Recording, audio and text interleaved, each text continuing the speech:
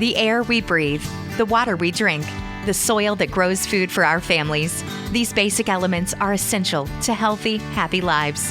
America's corn growers think so too. Across the country, they're pitching in every day and doing the work to produce food and fuel that is healthy in a sustainable way. Go to ncga.com to learn more about how corn farmers grow a more sustainable future for us all. That's ncga.com. The rich and powerful want us to think the economy is a line on a stock market ticker. That's wrong. The economy is powered by us. It's what we create, what we buy, what we need. President Biden has proposed bold public investments in jobs and families, but more is needed. We need housing, healthcare, caregiving, action on the climate crisis, and millions of good-paying jobs. This is our moment to finally unlock prosperity for all of us. For more information, go to prosperus.org. That's prosperus.org.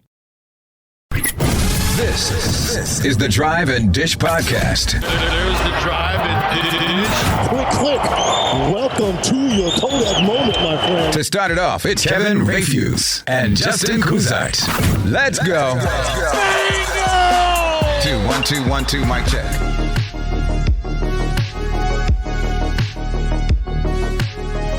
That made me want to go hunt some aliens. And yeah. You're hunting the aliens right away? You're just immediately going right to violence? You're not even going to try to communicate first? No, that music right there, we're hunting aliens. We're not even going to ask them if they're friendly. Oh, and look at this. I have a ring light in here for all this good lighting stuff, and I haven't even used it. Here we go. I say all the time, if aliens get to Earth first, we better hope that they're pleasant, because if not, we're in trouble. Because if they got here before we got there, it can't be good. Yes. And if you believe some of the stuff that's going around, they've already been here and been checking us out. So yeah, it's true. Know. The Pentagon did declassify all those UFO reports. So exactly. So, well, we're not talking aliens on this episode, although it might have been fun to go down that rabbit hole a little further. But what we are going to talk about is games 3 and 4, the NBA Finals. We're going to get into some coaching hires as well. And I'm sure between all of that, we will divert and talk about other NBA topics. One being the warm-up jumper. The news came out the other day, and it was kind of just a tweet. And I haven't really seen anybody talking about it, mainly because I think people kind of suspected something like this was going on, but Kawhi Leonard underwent surgery to repair a partial tear of his ACL in his right knee. Obviously, he was out for the last bit of the NBA Finals. Kind of some things to know about with him. He has a player option in his contract, so he can choose to opt out. And if he does, he then has the option to sign a 4-year, $181.5 million extension. That's according to ESPN. I guess something else that followed up with it, and again, I don't necessarily understand contracts very well, but something that also was in there is he doesn't have full bird rights to that, so it would actually only be 4-year, $176.2 million, which is still a lot of money when you think about it. Yeah, and if he's obviously going to get that from the Clippers, I don't think he's going to go anywhere. Like, I think we could, I don't know why you would look at this Clippers team given what they did in the finals. It'd be one thing if they had flamed out again in the first round, but I look at that team, if anything, given what they did once Kawhi went down, and because he missed a significant portion of that second round series against Utah. It was game 4 when they kind of took control of it. He had arguably his best game of the playoffs, and then the news came out that he got hurt. And what did the Clippers do? They went out, won that series, competed with Phoenix, who is obviously in the NBA Finals right now. Looks like they have a chance. Well, they're in a best of 3 now to bring this thing home if they're going to. I think Kawhi wanted to be in LA. It's home. I didn't really think he was going to leave anyway. I thought that was a very slim chance. But the fact that he is, it's just unfortunate. I guess that's the biggest thing is with the ACL. I look at the Clippers and I look at Brooklyn, and in a playoff full of injuries and teams that weren't necessarily at 100%, I think those two have the biggest beef. When you look at the way the supporting cast played with the Clippers and how far they got anyway without Kawhi, there's a pretty compelling argument that if Kawhi Leonard is healthy, that the Clippers are talking about winning a championship right now. I think the only other team who has equal beef in just terms of losing their guys is Brooklyn. Brooklyn losing Kyrie and then having Harden not remotely 100%. Brooklyn's another one where I think it's man, injuries really robbed us of a probable championship. So it's unfortunate for the Clippers. Obviously, this is likely going to go into next season too, just because it is, it's not quite the quick turnaround that it was this past year, but still a quicker turnaround than usual, given with the finals going later than they usually do. I think, like you said, we all suspected something serious. I'm glad it's not fully torn. Sure. I figured Yeah. it wasn't fully torn because they wouldn't even entertain the option of him playing.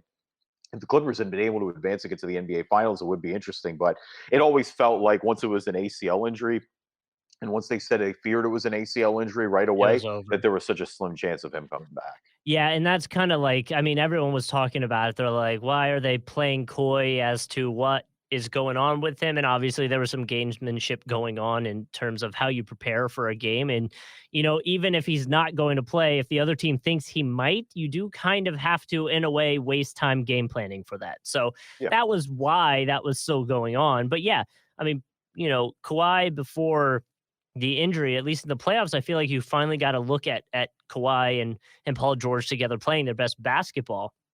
And like you said, Kawhi was averaging 30 points, almost 8 rebounds, and 4 assists while shooting 57% in the 11 postseason games. And you referenced it. Clippers training camp is supposed to start at the end of September.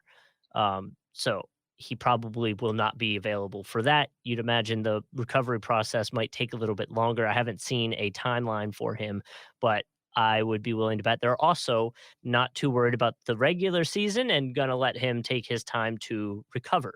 This is a team with title aspirations. They're certainly, and especially with Kawhi's his injury history as well. Like, again, this is a guy who's dealt with multiple injuries.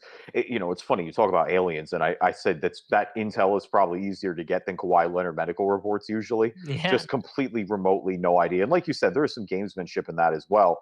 But this didn't feel like a Giannis situation where, I mean, I think Giannis was listed as out, but he was listed as doubtful multiple times before he came back. Yeah. Kawhi, I think the best he ever got at Game 7 was doubtful, and doubtful for anyone who knows sports injury reports across the board means you're more than likely not playing. And even if you are, again, we're looking at a potential James Harden scenario where you're a shell of yourself almost. Yeah. And so it's just obviously extremely unfortunate for the Clippers. I think that, it's a tough pill to swallow because you feel like you could have really made a run at this. That said, there's a lot to be encouraged about going forward, given how well Ty Lue coached, how well the rest of that team played. Now, it's not fully going to come back intact. Obviously, a guy like Reggie Jackson sure as hell made himself a ton of money in this playoff run.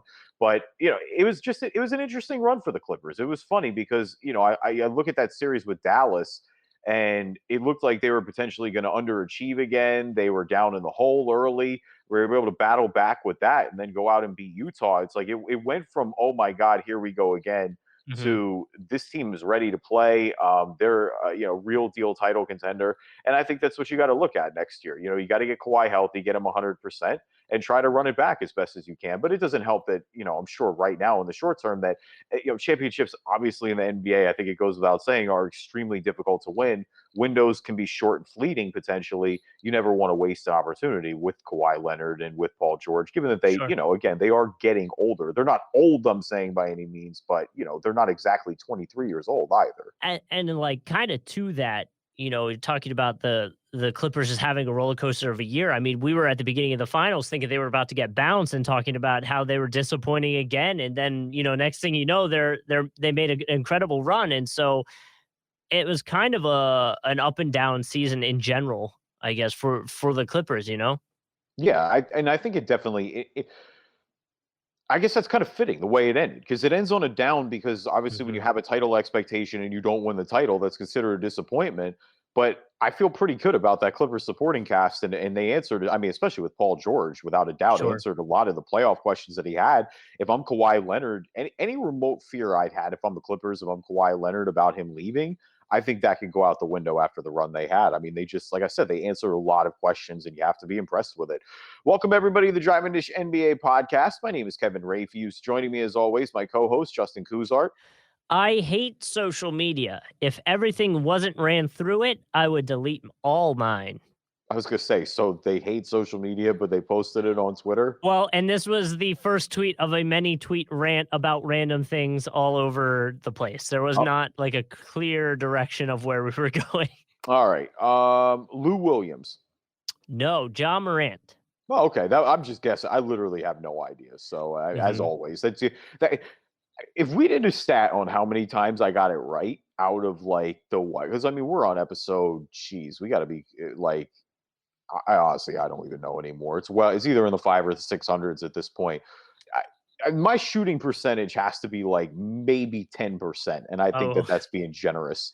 It's way worse than Ben Simmons' free throw percentage, and that's saying something. I was just about to ask who's got a better percentage, you or Ben from the line? Ben, and that's saying something. Oh, poor Ben. Why is Ja upset? Why is our pal Ja Moran upset? I don't know, because it actually might lead into my fall-in, so we'll kind of avoid answering it, but I think it has to do with people interpreting things he's saying on social media. Oh, okay. I mean, that usually sounds about right. Especially, well, and when you're somewhere of stature, obviously, that people are going to interpret it way more than they would otherwise. But exactly, like I said, I hope our close friend John Morant's doing all right, and he's not too down in the dumps right now. And if you are feeling really, really down, get off Twitter for God's sake. It'll never be unless you're Kevin Durant, it probably is not going to end the way you want it to. Exactly. Kevin Durant's easy money sniper for more than one reason, but that's neither here nor there. Leave us a review on iTunes, good or bad. We will read them on the podcast. If you're not an Apple user, Stitcher, Spotify, Spreaker, TuneIn, Player FM, Amazon Music, Google Play Store, anywhere you can find a podcast, you can find us. Yes, and be sure to follow us on YouTube. We have a YouTube page now, if you didn't know, and it has our video versions of the podcast, and we kind of clip it out. So if you're like, want to listen to us, but only want to listen to a specific section of the podcast, maybe on a specific topic, maybe like the final stuff, we'd prefer you to listen to the podcast because that's where we track numbers and stuff, but you can always find us on YouTube and watch the video version as well. Yes, sir. Now a word from our sponsors. The rich and powerful want us to think the economy is a line on a stock market ticker. That's wrong. The economy is powered by us. It's what we create, what we buy, what we need.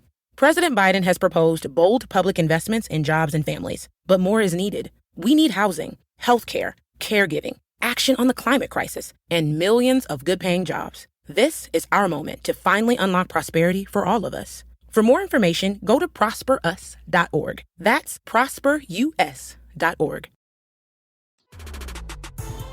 Got a comment on the show? Or do you want to be on the show? You can. Just give us a call on our Google Voice number and leave us a voicemail, 904-580-6295. We'll play your calls on the next episode, so follow us at Drive and Dish NBA. Game 3 and 4 head over to Milwaukee, and both games won by Milwaukee. I think the headline from Game 4, since that's like the most recent one that happened for us just yesterday as of recording this, I think the headline was Middleton beat out Booker in the game of 40-point games to tie it up 2-2. It was pretty wild, and I think I didn't necessarily expect it to go this way. I kind of expected the Suns to win at least one and then come back and win it in Phoenix. Yeah, I mean, if you go back to last episode, I mean, we didn't want to say it was over, but it essentially felt like it was over given the first two. And I remember how I felt after game 2 when Giannis gave them 42 points just on that injured knee. And you're like, oh my God, they still lost that game by 10 points. Just can they keep up? And the big story after game 2 is like, look, you got to get more out of Chris Middleton and you got to get more out of Drew Holiday. And that's really the big story here is they got more out of both of them. I mean, specifically, obviously in game 4 with Chris Middleton, 40 points, just going absolutely crazy. The game of his life, without a doubt. Giannis with 41 of his own in game 3. Chris Middleton had 18 in that game. Drew Holiday was really good in game 3. 21 points, 8 of 14 from the field. Excellent defense as always. Brook Lopez chipped in 11 points. Bobby Portis had 11 in that game. But so game 3 wasn't necessarily as much of a surprise. Like you knew the Bucks were going to come out desperate in game 3. Sure. Because if they go down 3-0, it's over. Like at that point, I know it's not fully over, but it's over if they go down 3-0. And you felt like with that crowd that intensity was there. So I guess that's the one that didn't necessarily surprise me. The big question would be game 4, because I think you and I agree that they had to win both of these if this was going to be a series. Sure. They had to go home and they had to win both of these games. And obviously mission accomplished. But to me, for all the, the one thing I talk about the Suns is their resiliency. No matter what happens, they always seem to punch back. And that looked like it was true for most of game 4. I mean, especially the shots Booker was making. I mean, Devin Booker, that third quarter with 18 points, but he was just absolutely phenomenal all around, finishing with 42 points, 17 of 28 from the field. And that was a tough, those shots were a high degree of difficulty. The offense was swarming on him, and he took over on a night when Chris Paul only had 10 points. When DeAndre Ayton only had 6, he was that dude, and it looked like coming off his worst game of the playoffs that he was going to carry them to game 4. And I kind of feel the way I did after Giannis in game 2. That's a tremendous missed opportunity for Phoenix. Sure. Well, and to that with Booker, I think a big part of the conversation too is he did that with no made threes. Like, he didn't make a 3 in the game, which is so wild if you think about it. Really that's his bread and butter, and he was 0 for 3. But then just attacking, it was a ton of pick and roll. And I mean, we saw, for the most part, it was successful, but the clip that's going to be played for a while is the block that Giannis had on Ayton, which is what happened. Like, that was a great way to defend that situation. Like they both he rolled and Booker went in and thought he had the room to lob it up there. And obviously Giannis was able to cover the ground. So, to that, it was working for the most part. It's just that that actual clip is going to be going around. And I actually grabbed some stats here. There was ESPN sent me all these stats, by the way. I guess I should give them credit. Chris Middleton, obviously setting a career high, playoff high with 40 points. Devin Booker had 42. Can you tell me the last, I guess, opposing players to both score over 40 in franchise history or in finals history? In finals history. Okay. I was going to say, because I remember last year, Donovan Mitchell and Jamal Murray had those games where they were dueling. The finals. In the finals. Well, they weren't on the same team. I was going to say, because LeBron and Kyrie had crazy stats in 2016. I don't know. I got to be honest. I have no idea. The last one was 2001, Iverson and Shaq. Wow. Okay. So we're going all the way back. Was that game 1 or was that no? Because Iverson was kind of bad in game 1, actually. That's what's crazy. Because the step over was in game 1 and the Sixers won game 1, but Iverson was kind of bad until the end of that game. Eric Snow hit a couple clutch shots, but that's neither here nor there. But I'm a semi surprised that it's all the way back for 0-1. Especially given the more offensive era that we're seeing with the NBA right now. But yeah, I mean, talk about the game of Chris Middleton's life. Sorry, it was game 1. Oh, it was game 1. Okay. It was game 1. Iverson had 48 and Shaq had 44. Man, maybe I thought Iverson was struggling. Maybe it was down the stretch, but he didn't really have 48 in that first game in 0-1.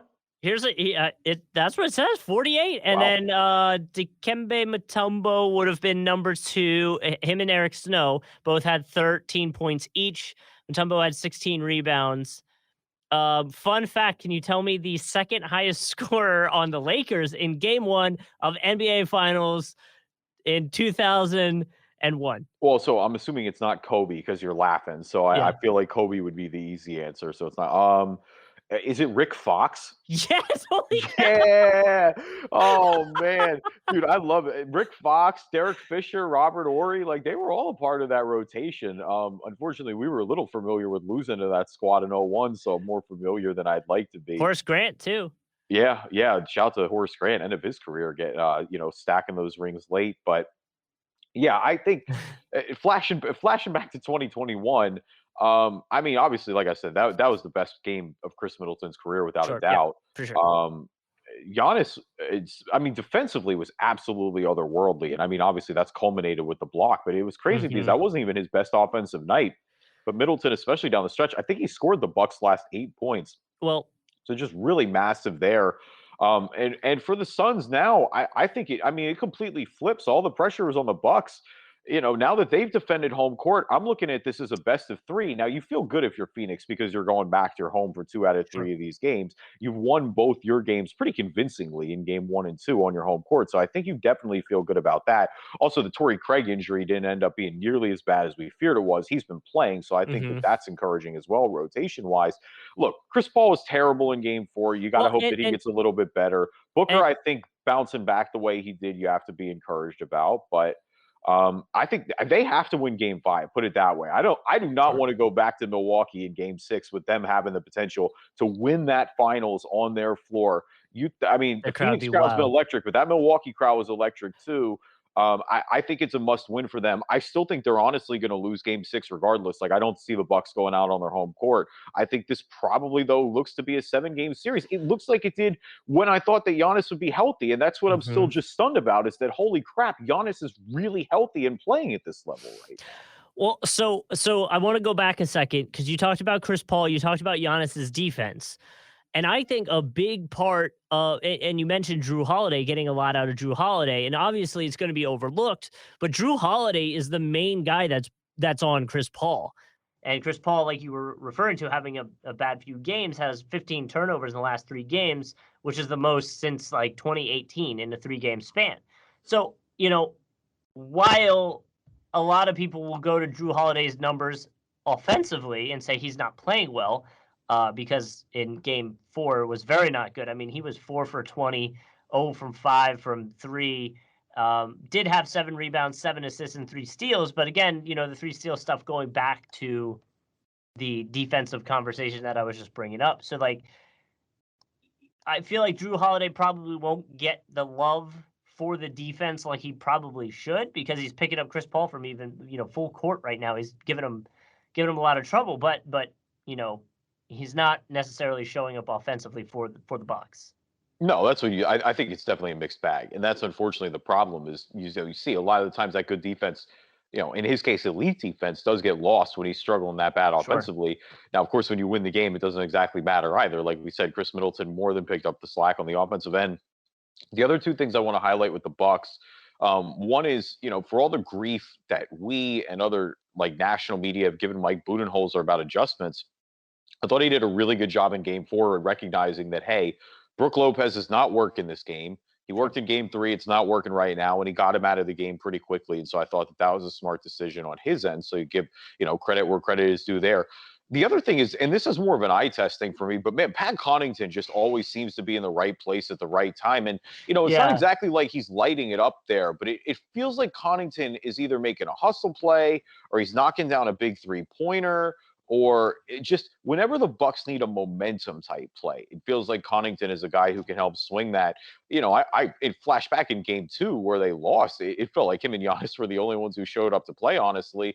But, that's what the Bucks are going to have to do, is we've seen their guys, their role guys, obviously I don't consider Chris and Jrue just necessarily role guys, but I think with those 2 and with their bench, we've seen them play better at home really all throughout the playoffs. That's, usually trends to be true with rotation guys.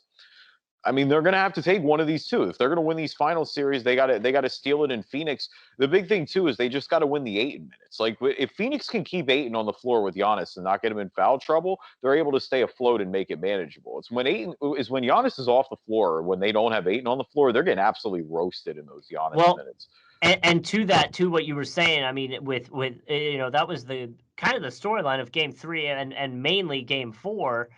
Is foul trouble. I mean, Booker, Ayton, they were all in foul trouble, and Booker probably should have gotten called for some fouls that a lot of people thought, were ones, and that the refs kind of didn't call and whatever. But strange. It is. But to that, I think that's maybe a hyper focus that the Bucks have put on them now, is if we can get these guys in foul trouble. I mean, what was it? Booker had to sit. Oh, shoot, did I not jot down that? Booker had to sit for like 5 minutes in the 4th, I think, because of the foul trouble, if I may. Yeah, he picked up his 5th with 10 minutes left in the 4th, didn't come back till about 5 minutes and 55 seconds left in the game. So, like, that is a huge opportunity. And to that, while we're just going through some of this stat stuff here, Middleton has now scored almost 500 points in the postseason, 496. which is the second most by a player who was not drafted in the first round.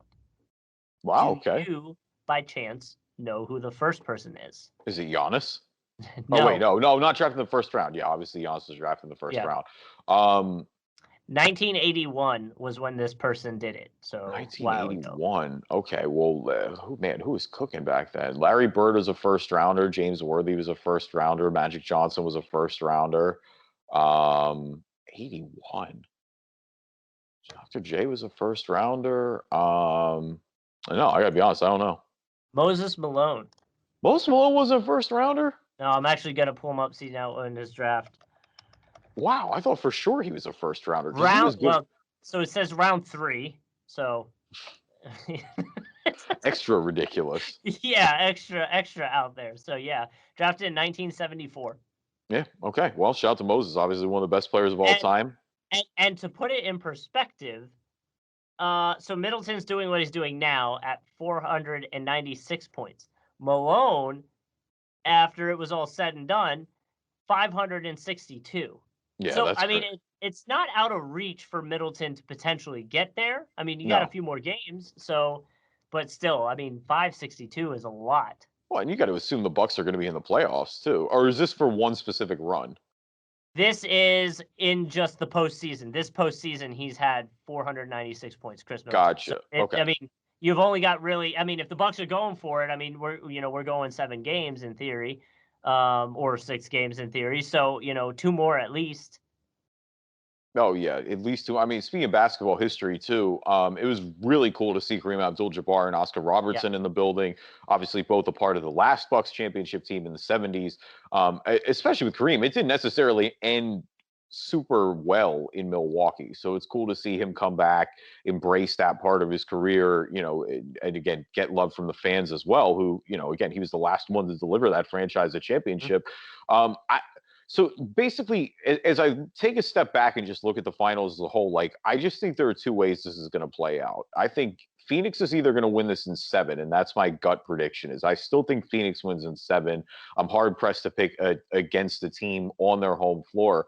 Sure. But I think Phoenix has to win Game 5 in order for that to happen. If Phoenix loses Game 5, I think the Bucks win in 6, and I think they close out on their floor. Give the Bucks credit. Like I said, I thought they were dead in the water. They stole all the momentum back. The pressure's not on them in Game 5. Now, it's a pivotal, crucial game, obviously, but worst case scenario, you're going back to Game 6 with a chance to tie it on your home court and force a do or die Game 7 and just see what you got. If Phoenix loses Game 5, they're going to really have to dig deep and pull this out if they're going to win this series.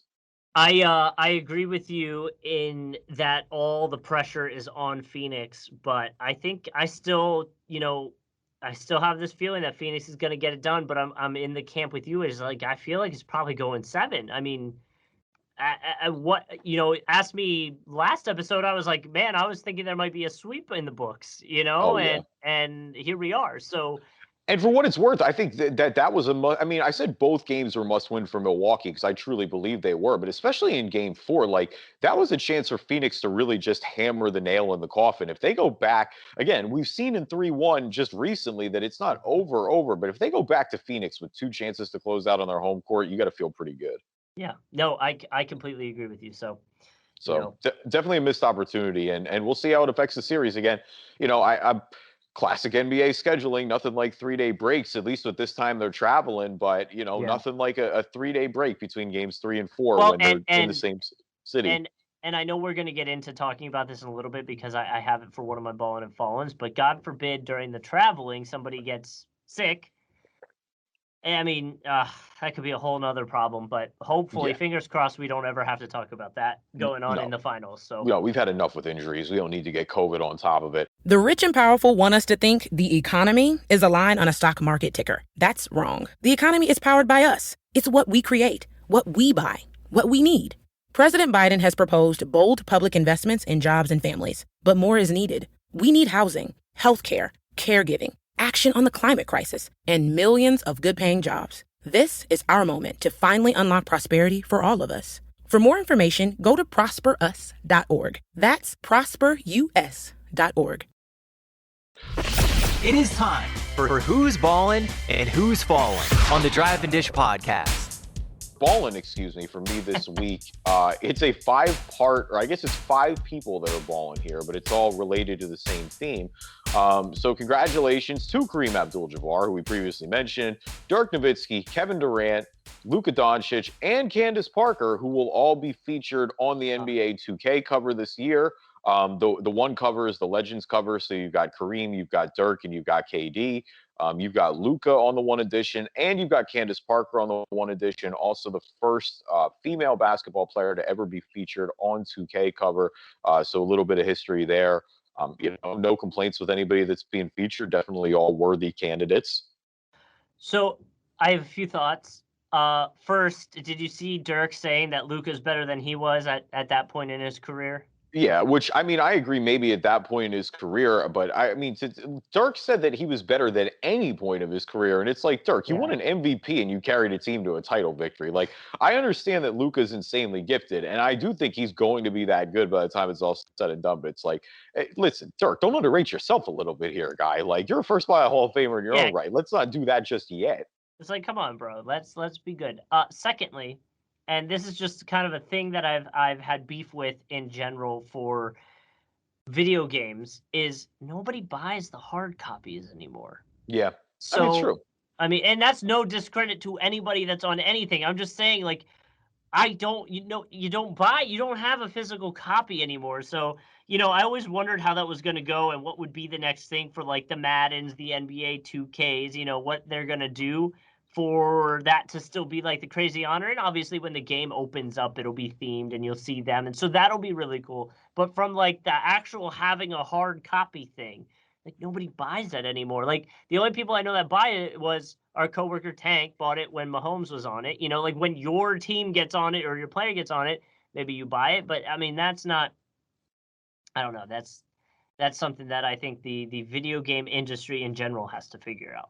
Yeah, I mean, like you said, I mean, you see it digitally when you open it, when you boot up the screen and things like that. But, the game has changed. We certainly come a long way from cartridges. There's no doubt about that. And half the time, if you have the right service, you don't even have to pay for games. So, I mean, Netflix is literally about to have gaming systems or games next year that you can stream games. So we'll see where all this goes. Yeah, they're really going full circle because, I mean, remember when Netflix sent video games out as well, so. Yeah, right. We're all over the place. So my ball-in is going out to Devin Booker because I got all these stats and I got to at least justify using them at least once. Devin Booker is just the 5th player in the last 50 finals with a 40-point game before turning 25. The other 4, Booker, Kyrie Irving in 2016, Westbrook in 2012, Dwayne Wade in 2006, and Magic Johnson in 1980. Yeah, I mean, like you said, historic company right there. Not bad at all. Going back to the essentially the theme of Phoenix always bouncing back, and obviously they didn't win the game, but with Devin Booker, that was without a doubt in Game 3 his worst game of the playoffs. Mm-hmm. I mean, he was absolutely terrible. Finishing with 10 points in 3 of 14 from the field, 1 of 7 from 3, which again, like you said, only making 1 3-pointer in the past 2 games. That's pretty interesting. But the fact that he was able to bounce back, I think is super impressive. What you'd like to see out of your Phoenix. Now, again, they're going to need another one of those games. They can't afford another 10-point game from Devin Booker if they're going to close this thing out and get over the hump. But like I said, they're going back to your home floor. You got to feel good about that if you're Phoenix overall. So, fallen for me this week is Ben Simmons' future with the Sixers. Shams for the first time bombing away this week and saying that the Sixers have had active conversations with multiple teams about Ben Simmons, what his value is at this point. A couple of key takeaways. One is that the Sixers are not going to move him for anything less than an all-star, it seems. His value is good around the league. It hasn't totally tanked maybe the way that we feared it would after the playoffs. But I guess really the most interesting and the biggest takeaway for me is that apparently Ben Simmons and Joel Embiid have never been closer off the court, which that was always kind of your worries. It didn't seem like they liked each other on the court, and that's to me, if anything, That was the bigger worry about if you were going to pair them long term, was can they coexist enough? Now here they're fine off the court, but I think it's pretty telling when they have a tighter relationship than they've ever had, and we're still kind of moving on anyway here. And, I think, listen, I think it's still a long way to go. I don't think they're just going to willy-nilly trade Ben Simmons, but, I think it's a real possibility. I don't think Shams is also the type that's just going to report that without saying anything. They say Ben is willing to improve. I think Ben's camp is going to say that no matter what. It's going to be an interesting offseason, but regardless of how it goes down and what it means for Ben Simmons' future, this is the first real sniff that we're saying, hey, it may not happen in Philadelphia. Well, and when do you think, timeline-wise, would be the chance to move him or the best time to move him? Probably sooner than later. I think around draft time is realistically what's going to happen. I mean, I don't think the Sixers need to rush anything, just because realistically, like, if the Sixers were in a situation where draft capital was important, then it'd be a different scenario. But we've talked before about how when you've got Joel Embiid in his prime like this, you're in a win now scenario situation. Like, you're trying to instantly make this team better. So I think a lot of the guys you'd be looking at trading for are already on rosters. And so you can kind of start to hammer some deals out. I still think Portland is the logical destination. Obviously, me as a Sixers fan with a homer hat on, if they can pry Dame, I think that's best case scenario. But I think just having the option of making a deal around CJ McCollum and other players as well, like there's just actual fits there. Where some of the teams mentioned, like I see the Warriors keep getting mentioned. I have no idea what the Sixers or what the Warriors have that the Sixers have any remote interest in, unless the Warriors are suddenly trading Steph Curry. And if that happens, I mean, there's probably a better chance of a meteor plowing into the planet tomorrow than Steph Curry getting traded right this second. So, I'm not exactly going to hold my breath on that one. A couple of other teams have been interested as well. The Timberwolves, there have been some Toronto discussions apparently as well. So we'll see what happens. I don't think Daryl Morey is going to move him hastily, but if there's an all-star opportunity out there and you can get a player that helps instantly, I certainly think you have to strongly weigh it. Yes, I agree with you, but again, like you were saying, like if their expectation is a star player for it and you're not getting those offers, then don't move them. Don't settle, essentially. Yeah, don't trade him for peanuts and then regret it down the line either. Like, you are in a situation where if his values, like, there's a lot to like about Ben Simmons, and if he truly gets better, there's a lot to like about Ben Simmons. That's just going to be the big question. Like we said, how much time do the Sixers have to gamble? This was the year where it's like, hey, it didn't work. There wasn't an excuse like there was the past 2 years. Like, this was a pretty damning run. It's hard for me to just forget about those last 4 games against the Hawks. Like, that pretty much sticks with you for a while. All right, who is falling for you this week? Falling for me, speaking of the Hawks, it's going to be John Morant and Trae Young. Okay, so John Morant tweets the other day, wasn't hitting me up before, don't hit me up now, ... I'm cool. Trae Young posts a video of Isaiah Thomas talking about being left off the Dream Team. Mm-hmm. Obviously, these are in responses to USA Basketball having to replace guard Bradley Beal on the Olympic roster because he is entering health and safety protocol. Trae's angle is probably because his former coach is assisting Greg Popovich on Team USA, so that could be a little bit awkward. But do you feel like these two, like, this could be your chance to play for the USA Basketball team? And in a way, and I don't want this to be misinterpreted, but in a way, you're throwing it away for pettiness, kind of. Yeah, I think if they get their call, they're both going. Put it that way. Yeah. I thought this was going to be scrimmage related because we talked about Team USA last week and said they were going to beat everybody, and then they got smoked by Nigeria. Right. And who else beat them? They just beat Argentina. Who was the second one they lost? Oh. Hold on, I'll pull it up. Team USA. Hold on. Why am I blanking right now? I'm drawing a real bad blank. It wasn't Australia. They're supposed to play Australia, but that may not happen now because of COVID. Jeremy Grant is also in COVID. They lost to Australia. Oh, they did lose to Australia. Yeah. So I guess they were playing Australia again. So they lost to Australia and they lost to Nigeria. They did end up bouncing back against Argentina. And again, these are exhibition games, so I don't think it's time to hit the alarm just yet. But I mean, that's certainly concerning. And now, like you said, you're going to be replacing Bradley Beal. Jeremy Grant's in the COVID protocol. He did not test positive for it. That is the one thing we've got confirmed out of that. But yeah, there's certainly a little bit of a cause for alarm. I don't know that they have a true point guard. I think that's one thing that the team is definitely missing. And other than Draymond, they don't necessarily have their a true rim protector like that. The other thing is Team USA, and Bradley Beal, I guess, is not playing now, so it's irrelevant. But there was a report that he and Tatum were struggling to adjust to FIBA rules, and it's just like, guys, stop playing. Like, that's the kind of the problem with the NBA and what we've seen with officiating sometimes. It's like, yo, just go play basketball. Like, stop trying to draw touch fouls all the time. Don't jump into shooters. Like, I know that that's the NBA rules, but I kind of want to see more of these FIBA rules adapted to the NBA. I think it's a better product overall for viewers. But it's kind of one of those things where it's like, what adjustment is there to make? Just go play basketball. Like, you guys are the best players in the world. Just go play the game. This shouldn't be too much of an adjustment. I know it's a little bit different, but it's not like they're asking you to totally play a stylistically different game out here. Right, like just go play basketball and everything should be fine. I mean, there shouldn't be much. I mean, yeah, there's a few different rules and a few things here and there, but it shouldn't be much of a learning curve, you know? No, not remotely. I do think Ja Morant and Trae Young, if either of them get the call to replace Bradley Beal, will be going to play in the Olympics. Though, I got to be honest, the Olympics are kind of a mess right now. I'm not going to lie. I mean, Japan doesn't have fans in the stands. Tokyo's in a state of emergency. I mean, plenty of athletes have opted out and just said, hey, it's not worth it. We're not going. They're essentially on lockdown. So it's going to be very strange as it is. But essentially a mini return to bubble ball. I'm hoping Team USA can figure it out. I'm definitely not as confident as I was last week at this time, put it that way. Yeah, I kind of, I think the losses are a little concerning. But at the end of the day, I think when the games matter, I think we'll be all right. Yeah, I mean, at least get the losses out in the exhibition, put it that way. Don't do it in the games that actually matter. A couple of coaching hires that we want to get into real quick before we get out of here. One is officially done, and that's the Orlando Magic hiring Jamal Mosley.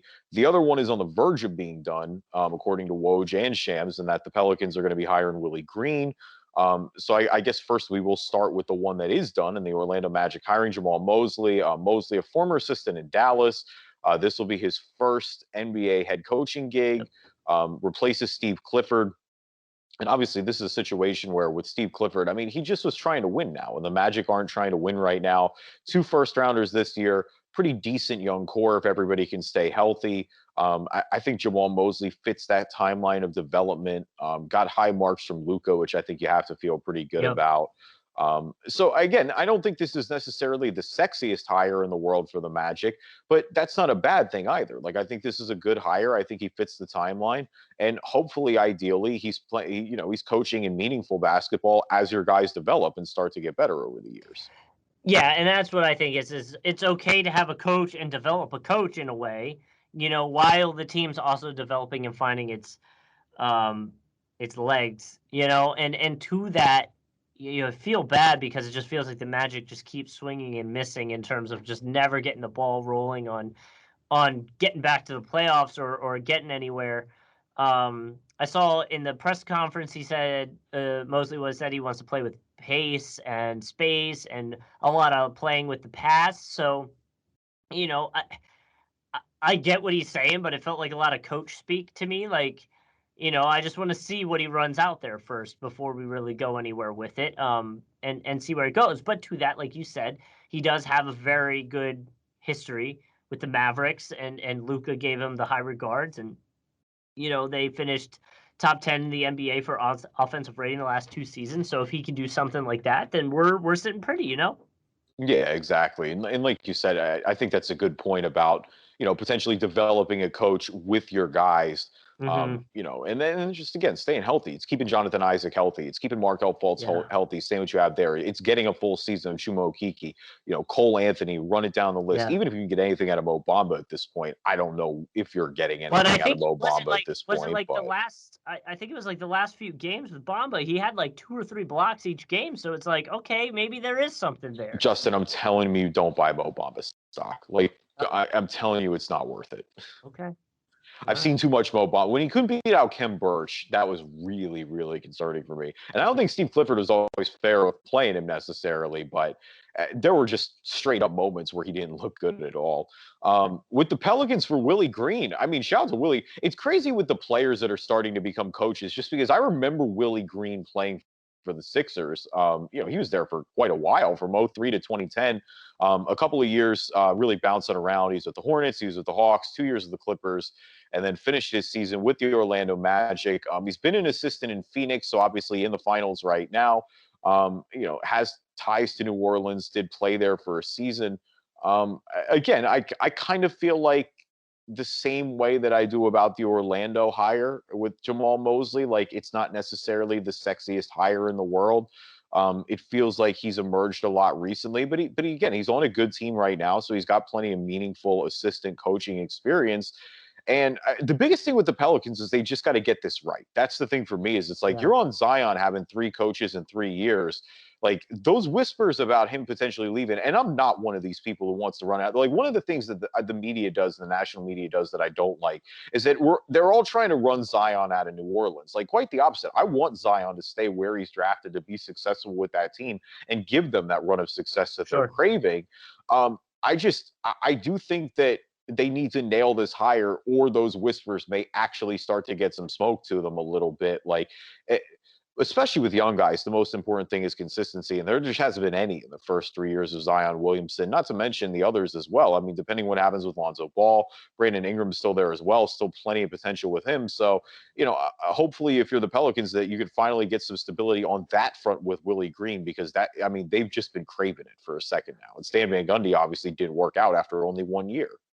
Well, and I feel like, between the two, right, with Mosley and Green, like, I feel like Green's going to have more pressure to succeed quicker, obviously, like with the Zion thing, like you were saying. But to that, I mean, he has history with Kerr and the Golden State Warriors back in 2016, and got 2 titles, I believe, with them, and then moved to the Suns, and now we're seeing success with the Suns. So it's like, he does have some successful moments and spots in his resume that make you excited for this. So to me, I mean, I like the idea, but it is one of those things where it's like, Green is coming in and the expectations are going to be, yes, you'll have a little bit of wiggle room because it's your first time and you're a younger team, but I think it's still going to be very like, all right, we need to start performing like now.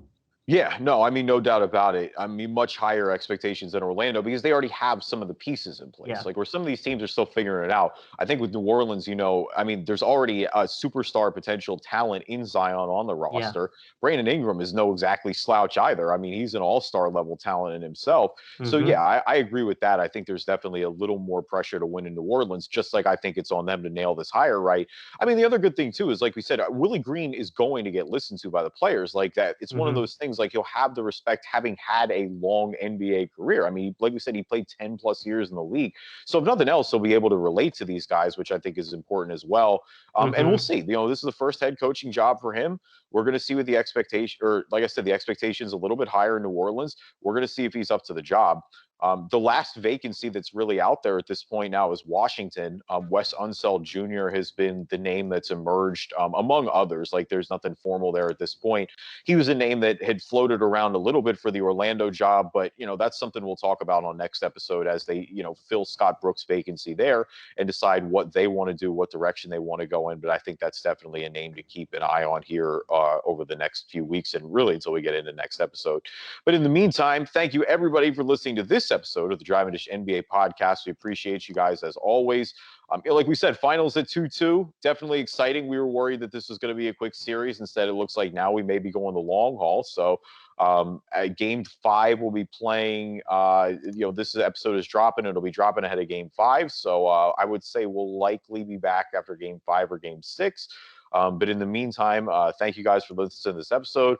Keeping an eye on Team USA as well. We'll start to hone in on draft prospect talk a little bit as well as the NBA draft gets closer over the next couple of weeks. But of course, all eyes on the finals right now. We'll see what can happen in a very intense, pressure-packed Game 5.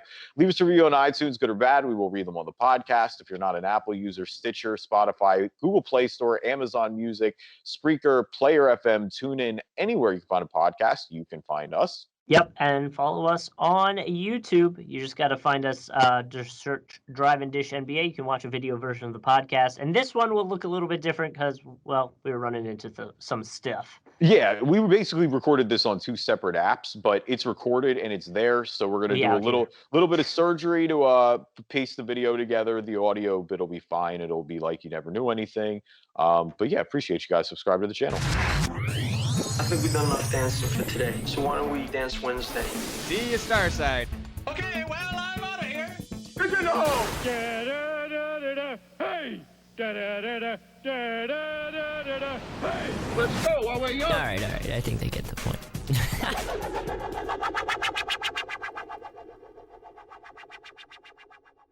Clorox knows you want your clothes smelling fresh and clean. But so what happens? That's why we created Clorox fabric sanitizers to freshen up your clothes between washes, pre-treat extra stinky laundry, and make sure every last odor comes out in the wash. Clorox fabric sanitizers take care of all that and eliminate 99% of odor-causing bacteria. Plus, they're bleach-free and safe for all colors and fabrics. When it counts, trust Clorox. The rich and powerful want us to think the economy is a line on a stock market ticker. That's wrong. The economy is powered by us. It's what we create, what we buy, what we need. President Biden has proposed bold public investments in jobs and families, but more is needed. We need housing, healthcare, caregiving, action on the climate crisis, and millions of good-paying jobs. This is our moment to finally unlock prosperity for all of us. For more information, go to prosperus.org. That's prosperus.org.